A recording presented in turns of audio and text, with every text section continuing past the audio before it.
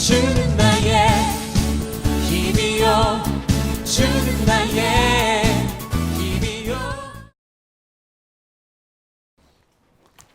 우리 함께 하나님 말씀 보겠습니다. 하나님 말씀은 요한 1서 5장 1절부터 5절까지의 말씀입니다. 우리 한 절씩 교독해서 읽고 마지막 절 말씀은 함께 읽겠습니다.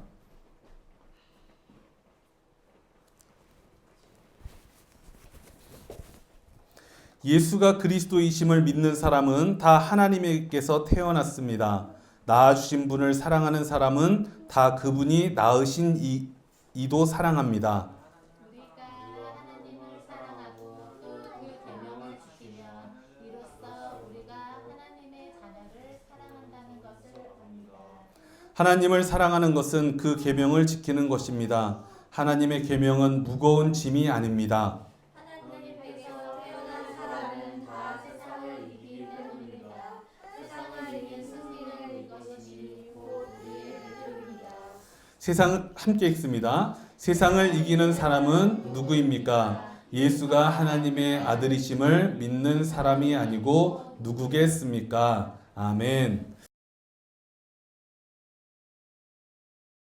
오늘은 꽃이 지는 까닭, 꽃이 지는 까닭이라는 제목을 가지고 하나님 말씀을 전하도록 하겠습니다.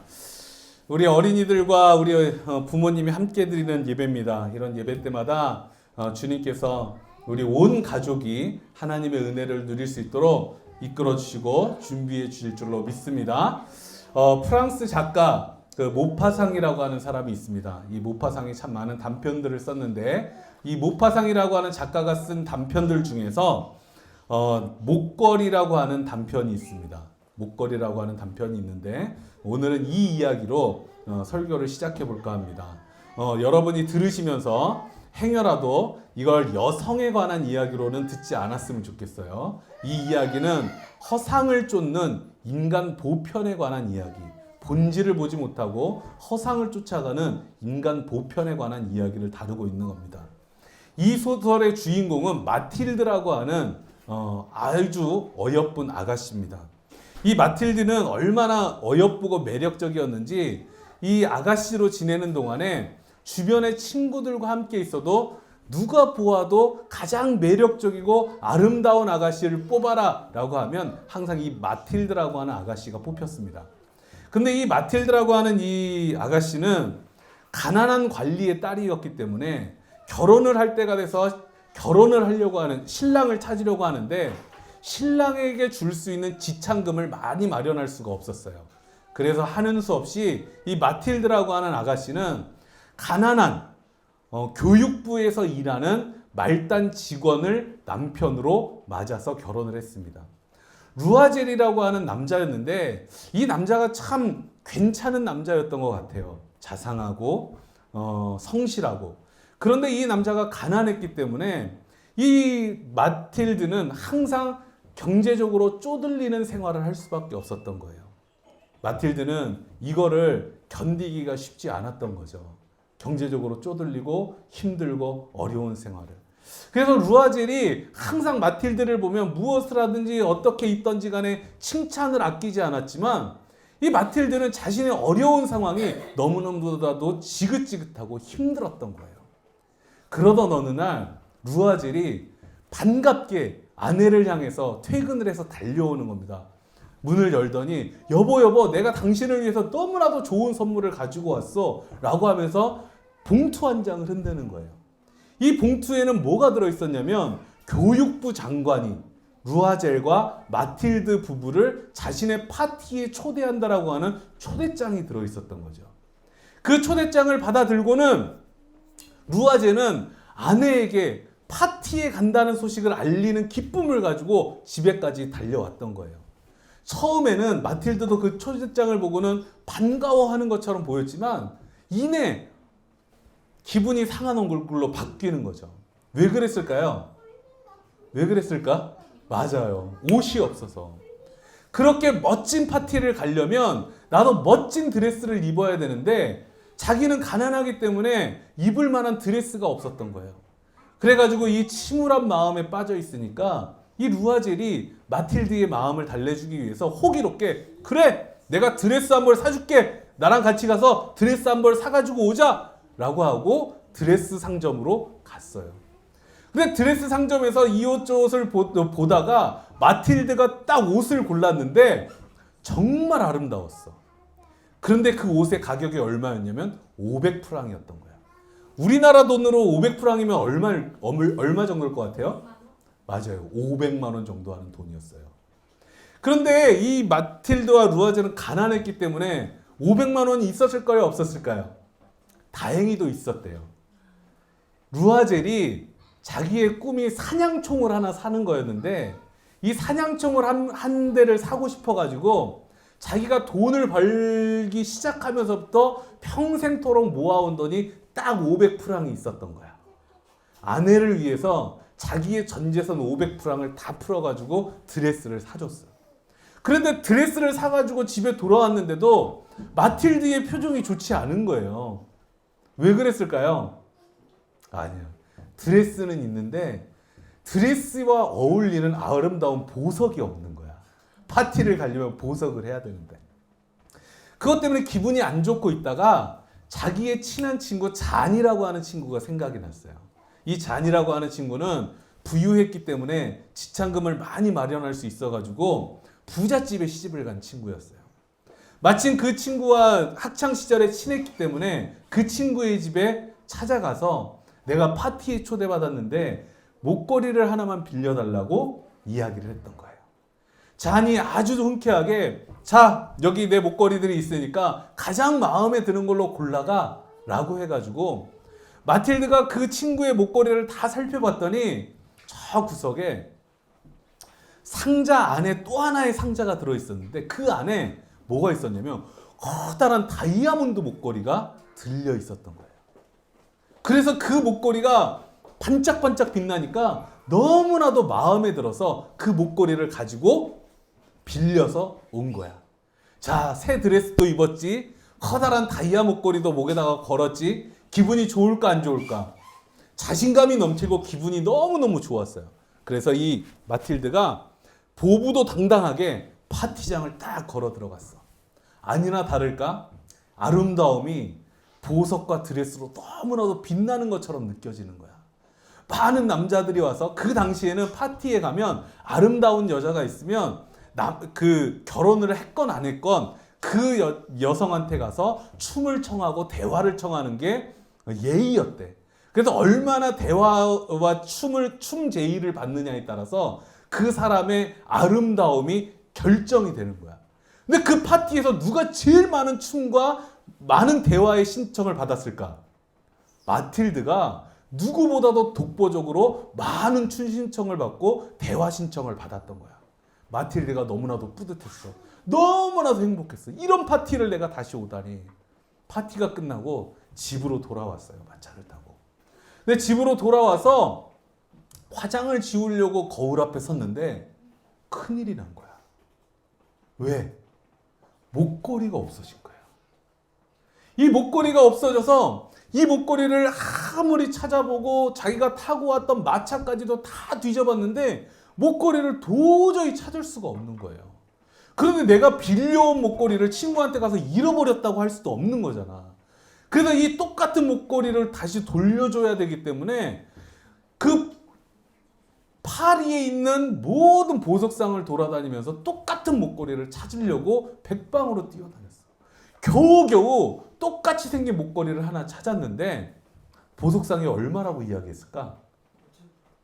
4만 프랑을 달라는 거야. 4만 프랑. 1프랑이 우리나라 돈으로 10,000원이에요. 4만 프랑이면 얼마일 것 같아요? 4억이야. 4억. 짜증나죠? 4억. 그런데 이 주인이 인심을 써가지고 10% DC를 해주겠다고. 그래서 3만 6천 프랑만 내면 가져갈 수 있게 해주겠다고. 그러니까 이제 루아젤이 약속을 한 거야. 내가 이걸 꼭 사러 올 테니까 며칠만 묶어두십시오. 그래서 백방으로 뛰어서 빚을 내가지고 3만 6천 프랑을 만들어서 똑같은 목걸이를 사가지고 돌려줬어요. 아니, 빚을 내가지고 이 목걸이를 샀으니까 이제부터는 어떻게 해야 되겠어? 빚을 갚아야지.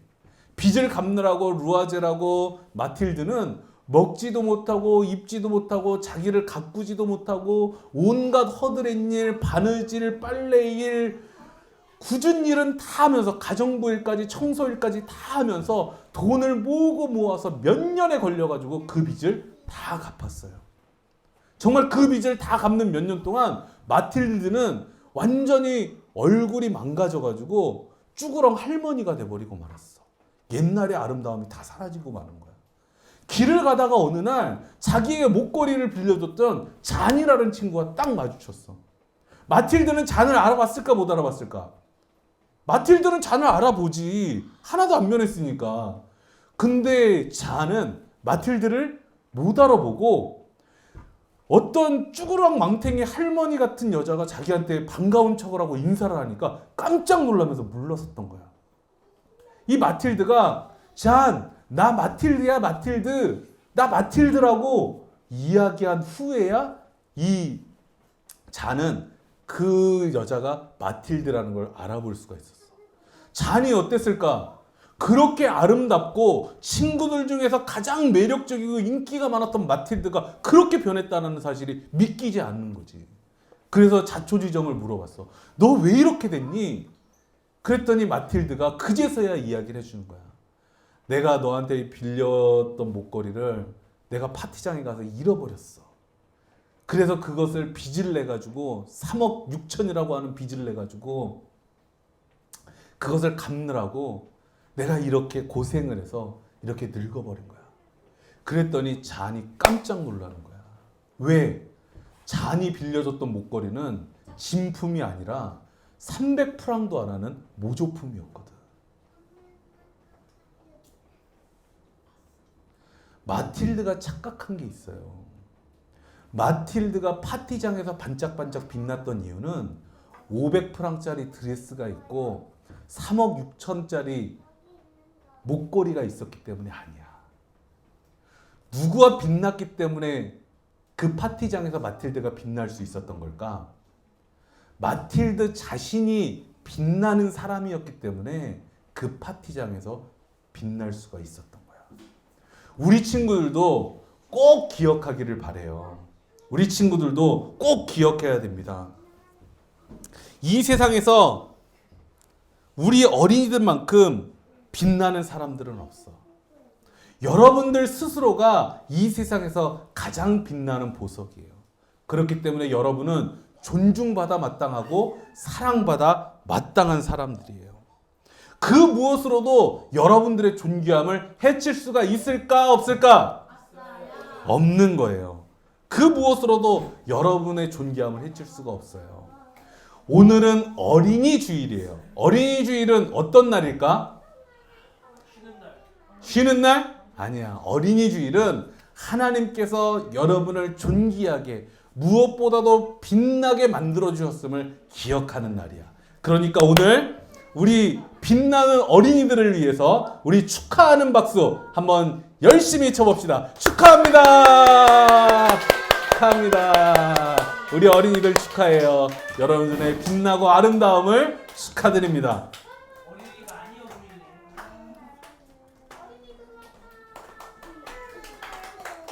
2주 전에 저희 딸내미가 병원에 입원을 했었어요. 거기에서 제가 보니까 일주일 전에 부모의 본질이 무엇인가를 알겠더라고요. 그 부모들이 여러 명이 있었는데 그 중에서는 저 같은 목사도 있었고 선생님도 있었고 그 다음에 뭐 노동하시는 분도 있었고 영업사원도 있었고 뭐 어떤 작은 점포의 점주님도 있었고 사장님도 있었어요. 그런데 이 많은 분들이 다양한 직업과 다양한 분야에서 성실하게 일하는 분들이었지만 이 많은 분들이 단 한 가지 소망만을 가지고 있더라고요. 그게 무엇일까? 내 아이가 건강하고 내 아이가 잘 되는 것. 모든 자녀는 부모님의 이런 사랑을 먹고 자라는 겁니다. 제가 어렸을 때 부모님께 3권의 사진첩이 있었어요. 한 거는 저희가 어렸을 때, 저희 삼남매가 어렸을 때의 사진이 담겨 있었고, 나머지 두 권에는 저희 부모님의 젊었던 시절 사진들이 담겨 있었어요. 저는 그 사진첩을 볼 때마다 어떤 생각을 했냐면, 야, 우리 엄마 아빠가 젊었을 때는 이렇게 예쁘고 이렇게 멋졌구나, 이런 생각을 했습니다. 우리 엄마 아빠한테도 이렇게 꽃다운 시절이 있었구나. 그런데 우리 부모님은 자기도 계속 꽃다우고 싶기도 했었을 텐데,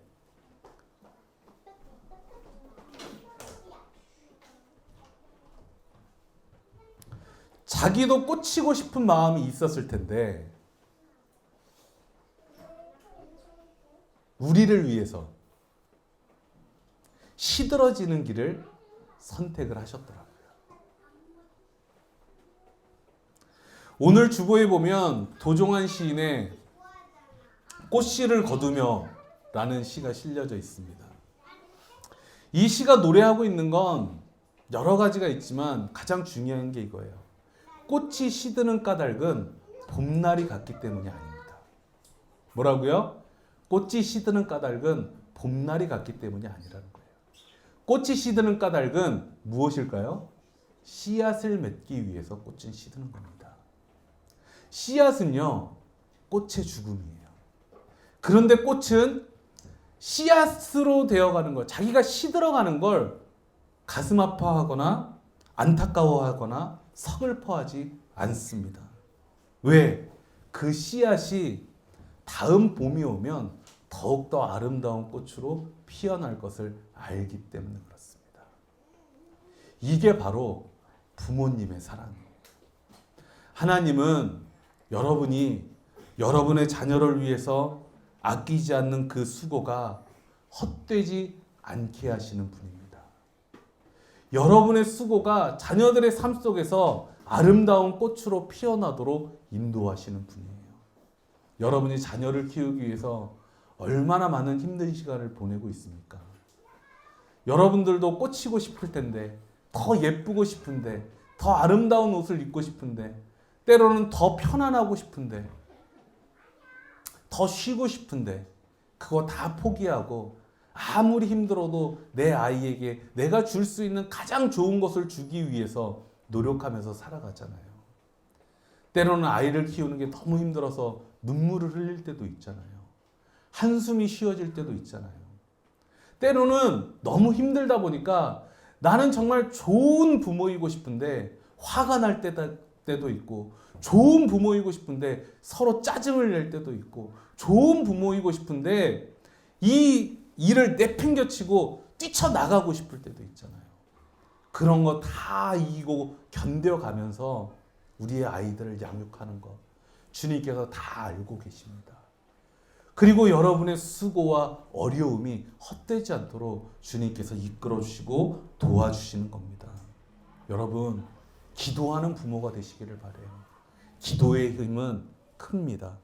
주님께서 여러분이 하지 못하는 그 사랑, 여러분이 채우지 못하는 사랑, 우리가 기도하고 노력할 때 주님께서 채워주실 줄로 믿습니다. 오늘 말씀은 매우 복잡한 구조를 가지고 있습니다. 누구를 사랑하면 누구를 사랑하는 것이요, 누구를 사랑하는 것은 누구를 사랑하는 것이니 이는 곧 누구를 사랑하는 것이다. 되게 복잡한 구조를 가지고 있습니다. 그런데 오늘 말씀이 우리에게 가르쳐주고자 하는 건 매우 명료합니다. 뭐냐 하면 하나님, 예수님, 나, 우리는 이 사랑의 삼각형 안에 있다는 거예요. 뭐라고요? 하나님, 예수님, 나, 우리는 이 사랑의 삼각형 안에 있습니다. 그리고 우리가 이 사랑의 삼각형 안에 있을 때 하나님은, 아니 성령님이 이 사랑의 삼각형 안에서 가장 강력하게 역사해 주시는 거예요. 그런데 이 단순한 이야기를 왜 이렇게 복잡하게 이야기를 했을까요? 이 이야기가 이렇게 복잡해진 이유는 이 삼각형이 폐쇄형이 아니라 개방형이기 때문에 그렇습니다. 사랑의 삼각형은요, 놀라운 단 하나의 전제를 통해서 이루어집니다. 뭐냐 하면 하나님이 사랑하는 것을 사랑하는 이는 하나님을 사랑하는 것과 똑같다 라고 하는 단순한 하나의 전제를 통해서 이루어지는 거예요. 따라서 이 삼각형은요, 하나님, 예수님, 나, 이웃으로 이루어진 빛나는 사각형이 될 수도 있고요. 하나님, 예수님, 나, 이웃, 자연으로 이루어진 빛나는 오각형이 될 수도 있습니다. 더욱더 구체적으로 우리가 꼭 사랑해야만 하는 존재들, 그러나 사랑하기 어려워했던 존재들을 넣어서 더 빛나는 사랑의 구도를 그려볼 수도 있는 거예요. 한번 그려볼까요? 하나님, 예수님, 나, 이웃,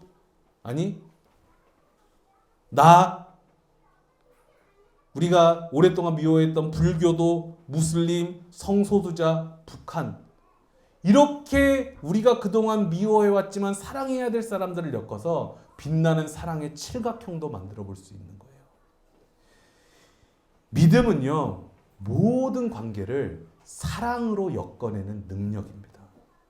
이 믿음이 세상을 이기는 믿음이 되는 거예요. 그리고 오늘 우리가 반드시 기억해야 하는 빛나는 오각형이 하나 있어요. 뭘까요?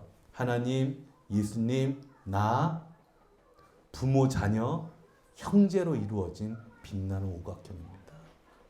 이 오각형이야말로 여러분의 가정이 세상을 이기는 믿음이에요. 하나님의 사랑에 묶인 가정은요, 그 어떤 모진 풍파도 견뎌낼 수가 있습니다. 불타는 시기가 지난 다음에야 진정한 사랑이 시작이 됩니다. 언제? 신혼이 지났을 때, 아이들이 생겼을 때, 그리고 내 아이가 사춘기에 들어섰을 때, 그때부터 진짜 사랑이 시작이 되는 거예요. 그때 우리가 사랑을 잘 해야 되는 겁니다. 사랑은요, 함께하는 것이고 같은 편이 되어주는 겁니다. 이렇게 사랑할 때 우리는 불타는 사랑은 아니지만 따뜻하게 오래가는 사랑을 열어갈 수가 있는 겁니다. 이 사랑을 위해서 여러분 모두가 기도하고 실천하는 주님의 사람들이 되기를 간절히 소망합니다. 우리 함께 기도하겠습니다. 주는 나의 힘이요 주는 나의